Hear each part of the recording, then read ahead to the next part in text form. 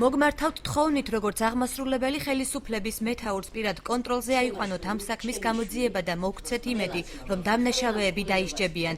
აღნიშნული შინაარსის წერილით გეგუთის ციხეში გარდაცვლილი 25 წლის გიგა ფარტენაძის ოჯახმა ირაკლი ღარიბაშვილს მიმართა და სასჯელ აღსრულების დეპარტამენტის თავმჯდომარე დიმიტრი დარბაისელისა და ამავე დეპარტამენტის უსაფრთხოების სამსახურის უფროს ჯაბა მაღლაფერიძის დაკითხვა თხოვა. გიგას ოჯახის წევრები ეჭვობენ, რომ ჩინოვნიკებს დანაშაულთან პირდაპირ კავშირი აქვთ. ადმინისტრაციამ ნამდვილად ალბათ ჩართული იყო ამ საქმეში, არ გააკეთა რეაგირება და დროული დახმარება, რომ გადარჩენილიყო ჩემი შვილიშვილი. ამას მე ვთვლი, არ მალავდა არც მეშინია, შეკვეთილ მკვლელობად და დიდი ბრალი მიუძღვის დარბაისელ დიმიტრის ამათი ჩემი შვილიშვილის საკანში შეყვანისათვის. გიგა ფარტენაძის შემდეგ გეგუთის ციხეში რამდენიმე დღეში ბათუმელი ავთანდილ მაისურაძე გარდაიცვალა, რომლის ოჯახი გამოძიებას ასევე უნდობლობას უცხადებს. უფრო მეტიც ისინი ამტკიცებენ, რომ ავთანდილ მაისურაძემ გიგას გარდაცვალების დეტალები იცოდა, რის გამოც ის სიცოცხლეს გამოასალმეს.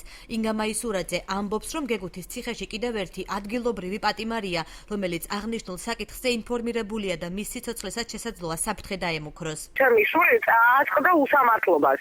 ამ ფარტენაძესთან დაკავშირებით და მან ძალიან დიდი ინფორმაცია ჰქონდა და ამის გამო ეთყობა წამლებით გააბრუეს და შემდეგ ჩამოგიდეს. ვინც კიდევ უფრო იცოდა ამ საქმესთან დაკავშირებით რაღაცა კურსშია, ესე იგი ადამიანი საერთოდ იმიდან გადაუყვანია დაწესებულებიდან. ჯერ მოაშორეს და შემდეგ რას ჩემს სულს გაუკეთეს, იგივეს გაუკეთებენ იმასაც. მაისურაძეების მოსაზრებას იზიარებენ გარდაცვლილი გიგა ფარტენაძის ოჯახის წევრები.